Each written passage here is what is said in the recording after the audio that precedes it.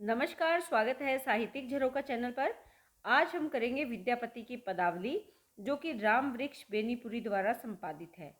आज हम इसके बसंत खंड के पदों की व्याख्या देखेंगे, जिसमें बसंत ऋतु के आगमन पर वृंदावन की प्रकृति पर क्या प्रभाव पड़ता है उसका वर्णन किया गया है। तो आइए देखते हैं। यहाँ पर कवि कहते हैं, चल देखे जाऊ ऋतु बसंत, जहाँ कुंद कुसुम केतकी हंसत। सखियां आपस में बात कर रही हैं। एक सखी दूसरी सखी से कहती है कि हे सखी, चलो देखें जाकर किसको, ऋतु बसंत को। कि चलो जाते हैं, कहाँ पर जाते हैं, वृंदावन में चलते हैं और वहाँ पर जाकर हम ऋतु बसंत को देखते हैं। क्यों देखते हैं? क्योंकि वहाँ पर जब से बसंत ऋतु का आगमन हुआ है, जहाँ कुंद कुसुम केतकी हंसत, और वहाँ जब से बसंत ऋतु का आगमन हुआ है, वृंदावन में कुंद और जो केतकी के फूल हैं वो क्या हैं, हंस रहे हैं, अर्थात खिले हुए हैं। तो इसमें कहने का भाव क्या है कि वहाँ पर राधा और कृष्ण भी क्रीड़ा कर रहे हैं। कुंद और केतकी के पुष्प के माध्यम से राधा और कृष्ण को इंगित किया गया है। जहाँ चंदा निर्मल भमरकार, जहाँ रैनी उजार दिन अंधार। तो वो क्या कहती हैं कि बसंत के आगमन पर वहाँ आकाश में क्या है, निर्मल चंदा और भ्रमर काल, भ्रमर यानी भंवरे, कार यानी काले, कि बसंत के आगमन पर जो चंद्रमा है वो अपनी निर्मल चांदनी फैला रहा है और काले भ्रमर उसमें घूम रहे हैं।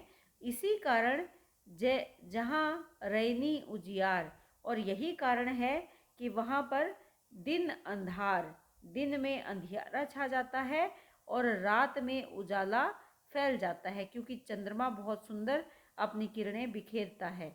तो रात्रि कैसी है, उजियारी है, और दिन कैसे हैं, अंधकार पूर्ण है। जहाँ मुग्धली माननी करे मान, परिपंथ ही पेखे पंचबाण। तो यहाँ पर वो क्या कहना चाहते हैं कि उस वृंदावन में मुग्धली, मुग्धली यानी जो मुग्धा नायिका है, माननी, वो मान करे बैठी है। माननी यानी मान करने वाली है, और वो वहाँ पर मान किए बैठी हैं। परिपंथ ही, परिपंथ ही कौन है, शत्रु। पेखई पंचबाण, और यहाँ पर वो क्या कहना चाहते हैं कि जो मुग्धा नायिका है, जो मान करने वाली है, अभी भी मान किए बैठी है, यानी अभी भी स्वयं के अहंकार में बैठी है। इसी के कारण जो कामदेव है, पंचबाण कौन है, कामदेव, कामदेव उसको पेखे देख कर उस पर अपने शत्रु के रूप में, किसके रूप में देखता है, परिपंथ ही, परिपंथ ही यानी शत्रु के रूप में देख रहा है। कौन, कामदेव। क्योंकि जब बसंत के आगमन पर किसी के हृदय में अगर प्रेम का भाव नहीं है, तो वो किसका शत्रु है, वो कामदेव का शत्रु है। और जो रूठी हुई नायिका है, अहंकार की हुई या मान की हुई बैठी जो नायिका है, इसी कारण वो कामदेव की शत्रु है, क्योंकि कामदेव का प्रभाव उस पर नहीं हो रहा है। भनई सरस कवि कंठहार, मधुसूदन राधा वन विहार। तो यहाँ पर भनई, कौन बन रहे हैं, भनई का मतलब कहते हैं, कौन कह रहे हैं, जिन्होंने कंठहार की उपाधि प्राप्त की है, और वो कौन है, कवि विद्यापति। कवि विद्यापति क्या कहते हैं कि मधुसूदन, मधुसूदन किसके लिए कहा है, श्री कृष्ण के लिए, कि मधुसूदन और राधा वन में विहार कर रहे हैं, वन में विचरण करते हुए उनको देखें। कौन देखना चाहता है, जो सखियां हैं वो देखना चाहती हैं कि चलो चलकर कृष्ण और राधा को वन में विहार करते हुए देखें, वन में घूमते हुए हम देखें। तो यहाँ पर कवि विद्यापति ने बसंत के आगमन पर वृंदावन की प्रकृति का सुंदर चित्रण किया है। इसके साथ साथ देख सकते हैं कि जहाँ पर चांद उजाला कर रहा है और दिन जो सूर्य से उजियारा जिसमें होता है, वो अंधकार पूर्ण यहाँ पर दिखाया गया है। तो विरोधाभास अलंकार यहाँ पर दिखाई दे रहा है।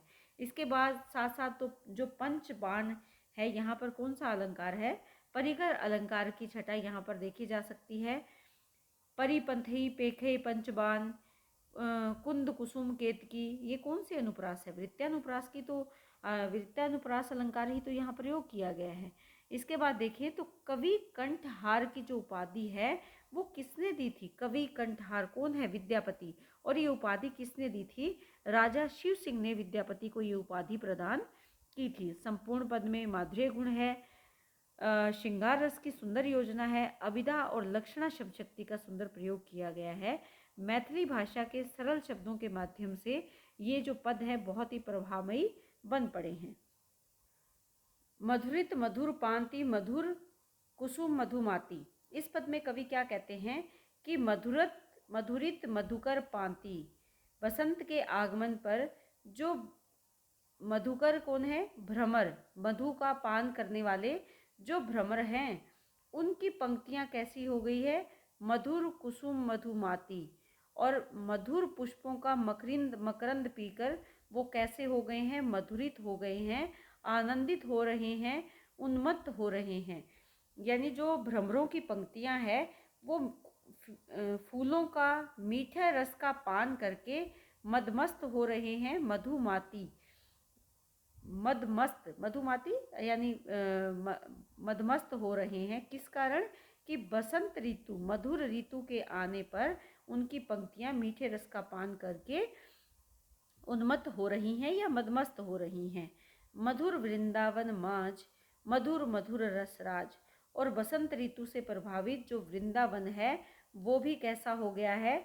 वहाँ पर देखें तो मधुर श्रृंगार रस अपने माधुर्य के साथ विद्यमान है। रसराज कौन है? श्रृंगार रस ही तो विद्यमान है।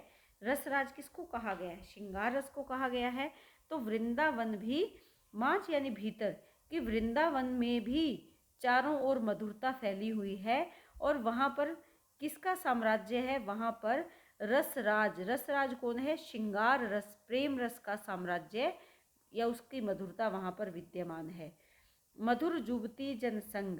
और इसके साथ साथ वहाँ पर जो मधुर युवतियाँ हैं उनके साथ मधुर आनंद क्रीड़ा हो रही है। मधुर मधुर रस रंग, कि उनके साथ मधुर आनंद क्रीड़ा हो रही है। मधुर मृदंग रसाल। जो मृदंग है उसकी ध्वनि भी कैसी है? रस से परिपूर्ण है। और वो कैसी है ध्वनि? मधुर है, कानों को आनंद देने वाली है। मधुर मधुर करताल। और जो वहाँ पर करताल या ताली बजाई जा रही है उसकी ध्वनि भी बहुत ही मधुरता से परिपूर्ण है। मधुर नटन गति भंग। और मधुर किसकी गति है? नट की गति। नट कौन है? नृत्य की गति, नृत्य करने वाले की गति भी वहाँ पर मधुरता से, उसकी जो भंगिमाएं हैं, भंग यानी जो उसकी भंगिमाएं हैं वो बहुत ही भावपूर्ण है या भाव भंगिमा बहुत ही सुंदर हैं। मधुर नटनी नट संग। और नट और नटनी, वो जो नृतक और नर्तकियां हैं वो भी बहुत सुंदर या मधुरता के साथ अपना नृत्य प्रस्तुत कर रहे हैं। नटनी यानी नृतकी और नट यानी नृतक, वो भी बहुत ही मधुरता के साथ सुंदर नृत्य प्रस्तुत कर रहे हैं। मधुर मधुर रस गान, मधुर विद्यापति भान। यहाँ पर नट कौन है? नट यहाँ पर कौन है? कृष्ण है। और नटनियाँ यहाँ पर कौन है? जो वहाँ पर विद्यमान गोपियाँ हैं वो यहाँ पर कौन है? नटनियाँ हैं। तो यहाँ गोपियाँ और कृष्ण दोनों की भाव भंगिमाएँ बहुत ही सुंदर है।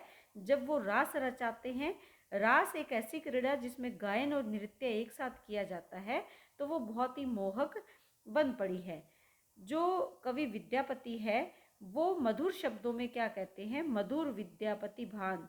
मधुर शब्दों में क्या कहते हैं कि वृंदावन में देखें तो चारों ओर मधुर रस का गान हो रहा है। मधुर मधुर रस गान। और ये रसगान कहाँ पर किया जा रहा है? वृंदावन में ये मधुर रसगान किया जा रहा है। तो इस पद में हमने ये जाना कि कवि ने बसंत ऋतु में चारों ओर फैले हुए मधुरता के साम्राज्य का बहुत ही सुंदर तरीके से वर्णन किया गया है। वो ये बताना चाहते हैं कि बसंत के आगमन पर किस प्रकार प्रकृति मधुरता से भर जाती है। संपूर्ण पद में उल्लास अलंकार है, क्योंकि कैसा भाव आ रहा है? उल्लासित करने वाला भाव आ रहा है, तो उल्लास अलंकार है। यहाँ पर अनेक वस्तुओं में समानताएं दिखाई गई है, इसलिए इस पद में सम अलंकार की योजना भी की गई है। जहाँ पर मधुर मधुर शब्द आया है वहाँ पर, जैसे मधुर मधुर, मधुर मधुर करताल, मधुर मधुर रसरंग, मधुर मधुर रसराज। यहाँ पर अगर देखें तो अनुप्रास अलंकार भी हैं और पुनरुक्ति प्रकाश अलंकार की भी सुंदर छटा देखी जा सकती है।